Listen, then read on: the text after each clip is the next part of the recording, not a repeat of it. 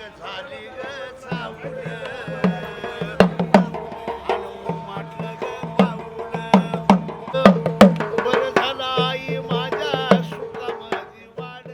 पुणे जिल्ह्यातील जुन्नर तालुक्यात वसलेलं इतिहास, संस्कृती आणि प्रगती यांचा सुंदर संगम असलेलं एक समृद्ध गाव म्हणजे नारायणगाव.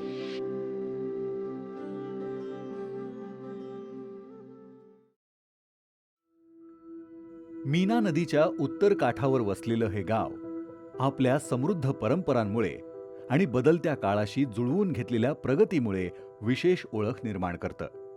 स्वातंत्र्यपूर्व काळात कपड्यांना रंग देण्याच्या व्यवसायामुळे नारायणगाव रंगाऱ्यांचं गाव म्हणून ओळखलं जात होतं. तर येथील प्रसिद्ध गोधड्या म्हणजेच पासोड्या पुण्यातल्या विठ्ठल मंदिर परिसरात विकल्या जात असल्यामुळे त्या मंदिराला पासोड्या विठोबा ही ओळखही याच गावामुळे मिळाली.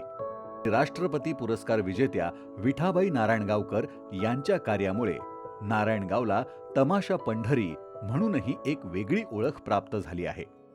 1922 साली स्थापन झालेल्या ग्रामपंचायतीपासून सुरू झालेला या गावाचा प्रवास आज शेती आणि व्यापाराच्या जोडीने आधुनिकतेलाही आपलंसं करत येथील अर्थव्यवस्थेचा कणा ताठपणे मिरवीत उभा आहे. द्राक्ष, टोमॅटो, ऊस आणि विविध भाजीपाला पिकांच्या उत्पादनामुळे नारायणगाव कृषी क्षेत्रात अग्रेसर ठरला आहे आणि येथून मोठ्या प्रमाणावर द्राक्षांची निर्यातही केली जाते. कुकडी प्रकल्पाच्या कालव्यांमुळे या परिसरात बारमाही बागायती शेती शक्य झाली असून ठिबक सिंचन आणि आधुनिक तंत्रज्ञानामुळे शेतीत लक्षणीय प्रगती झाली आहे. दर शनिवारी भरत असलेला आठवडी बाजार आणि रोज संध्याकाळी होणारा भाजी बाजार हे स्थानिक अर्थव्यवस्थेचे महत्त्वाचे केंद्रबिंदू आहेत, जे अनेकांना रोजगाराची संधी उपलब्ध करून देतात. धार्मिक आणि ऐतिहासिक दृष्टिकोनातूनही नारायणगाव अत्यंत समृद्ध आहे, जिथे श्री मुक्ताबाई देवी आणि काळोबा देवस्थान, हरिस्वामी मंदिर तसेच सुमारे 200 वर्षांपूर्वीचे श्रीराम मंदिर ही श्रद्धेची आणि इतिहासाची साक्ष देणारी स्थळं आहेत. सुमारे 700 वर्षांचा इतिहास लाभलेलं श्री मुक्ताबाई देवी मंदिर हे ग्रामस्थांचं प्रमुख श्रद्धास्थान असून संत ज्ञानेश्वर महाराजांच्या पदस्पर्शाने पावन झालेलं हे ठिकाण आजही भक्तांसाठी प्रेरणास्थान आहे. दरवर्षी चैत्र महिन्यात भरत असलेली 8 दिवसांची यात्रा ही नारायणगावची सर्वात मोठी ओळख असून या यात्रेमध्ये कुस्त्यांचे आखाडे, लोकनाट्य, शोभेचे दारूकाम,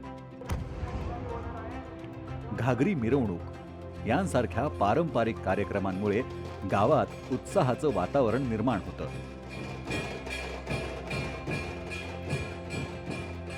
या यात्रेत सर्व धर्मीय लोकांचा सहभाग असतो आणि मुस्लिम समाजाकडून सादर केलं जाणारं दारूकाम हे सामाजिक ऐक्याचं सुंदर उदाहरण ठरतं.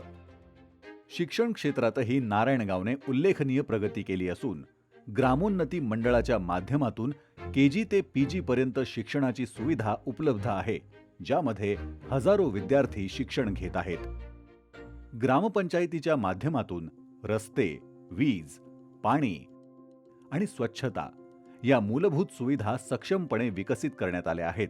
जलजीवन मिशन अंतर्गत 24 तास पाणी पुरवठा योजना राबवून नागरिकांना शुद्ध पाणी उपलब्ध करून दिलं जात आहे. कोरोना काळात जिल्ह्यातील पहिली गॅस शवदाहिनी सुरू करण्याचा उपक्रमही नारायणगाव ग्रामपंचायतीने यशस्वीपणे राबवला आहे. महिला सक्षमीकरणाच्या दिशेनेही गावाने मोठी झेप घेतली असून आणि संस्थांच्या माध्यमातून महिलांना आर्थिक, सामाजिक आणि आरोग्यविषयक पाठबळ दिलं जात आहे. आरोग्य सुविधांच्या दृष्टीनेही नारायणगाव प्रगत असून येथील ग्रामीण रुग्णालयाचं उपजिल्हा रुग्णालयात रूपांतर होण्याच्या दिशेने काम सुरू आहे. विविध खासगी आणि सामाजिक संस्थांच्या माध्यमातून आरोग्य सेवा पुरवल्या जात आहेत. नारायणगाव ही तालुक्यातील प्रमुख बाजारपेठ असल्यामुळे येथील युवक शेती, व्यापार आणि बांधकाम क्षेत्रात मोठ्या प्रमाणावर कार्यरत असून स्थानिक स्तरावर रोजगाराच्या अनेक संधी निर्माण झाल्या आहेत. शिवकालीन बुरुंज, नारायणगड आणि पूर्व वेशीवरील शिवस्मारक यांसारखी ऐतिहासिक ठिकाणं तसेच मीना घाट आणि गणपीर बाबा डोंगर परिसरातील निसर्गरम्य वातावरण या गावाला पर्यटनाच्या दृष्टीनेही मोठी संधी उपलब्ध करून देतात. नारायणगावची खास खाद्य संस्कृती देखील तितकीच समृद्ध आहे, जिथे मिसळ आणि कढीवडा यांसारखे पारंपरिक पदार्थ गावाच्या चवीची ओळख करून देतात. इतिहासाची परंपरा जपत आणि आधुनिकतेकडे वाटचाल करत एकात्मतेचा आणि प्रगतीचा संदेश देणारं हे गाव आज एक आदर्श ग्राम विकासाचं उदाहरण बनलं आहे. योगेश नामदेव पाटील गेली 5 वर्षात प्रथम लोकनियुक्त सरपंच म्हणून काम केलं आणि आता उपसरपंच म्हणून नारायणगाव येथे कार्यरत आहे. आपण पाहतोय, आपण जिथं उभा आहोत ती गॅस शवदाहिनी असेल. या गॅस शवदाहिनीच्या माध्यमातून खर तर एक छोटासा प्रकल्प किती लोकांना फायदे करून देऊ शकतो, मला वाटतं एक चांगलं उदाहरण आहे. लाकडाचं, सरपणाचं, प्रदूषणाचं, त्याचबरोबर आर्थिक सुद्धा हे फायदे सर्वसामान्य लोकांना या गॅस शवदाहिनीच्या माध्यमातून झाले. त्याचबरोबर इथंच जवळ एक ईएम द्रावण प्रकल्प आहे, जो नदी स्वच्छतेसाठी हा प्रकल्प चालू केलाय आणि रोज 1000 लिटर ईएम द्रावण हे आपल्या नदीपात्रामध्ये जात असतं. त्या माध्यमातून खर तर गेल्या 1.5 वर्षापासून हा प्रकल्प चालू झालाय. नदीची आमची दुर्गंधी पूर्णपणे नाहीशी झाली.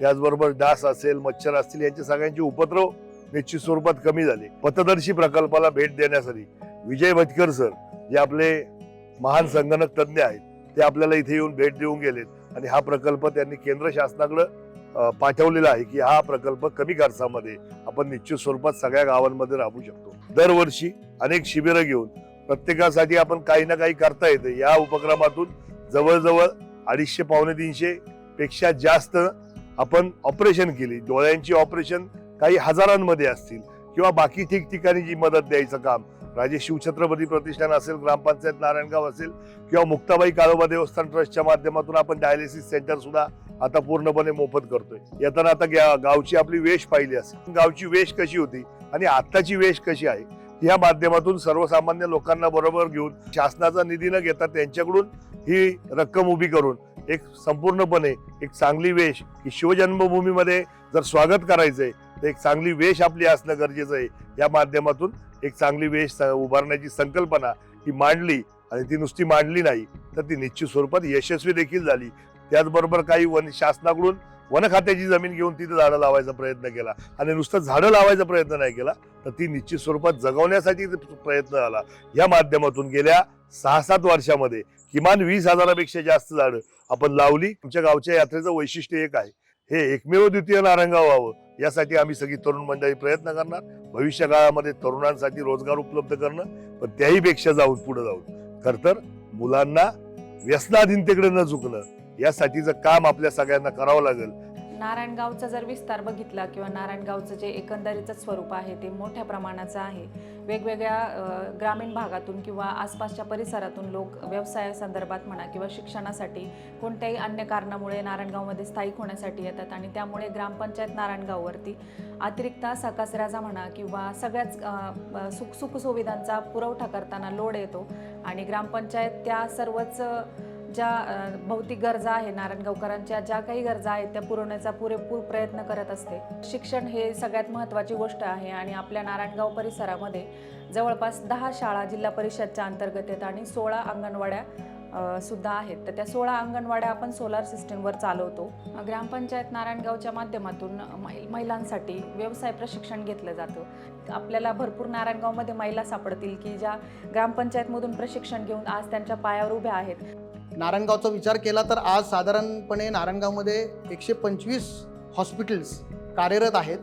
या सर्व हॉस्पिटल्सच्या माध्यमातून आपण लोकांना यातील नागरिकांना, नारायणगाव आणि पंचक्रोशीतील नागरिकांना आपण आरोग्य सुविधा देण्याचा प्रयत्न सगळे हॉस्पिटल्स करत आहेत. या गावामध्ये जो शैक्षणिक संस्कार प्रत्येकामध्ये घडला आहे त्याच्यामध्ये आदरणीय गुरुवारी राप सबनीसांची फार मोठं योगदान आहे. सगळ्यात महत्त्वाचं म्हणजे ग्रामपंचायत नारायणगाव अशी एकमेव ग्रामपंचायत असेल का या सर्व शाळांचं मिळून एकत्रित सांस्कृतिक महोत्सव ज्यांनी अनेक दिवसांपासून सुरू केला आहे आणि त्याला हजारो पालकांची, विद्यार्थ्यांची, सगळ्यांची गर्दी असते.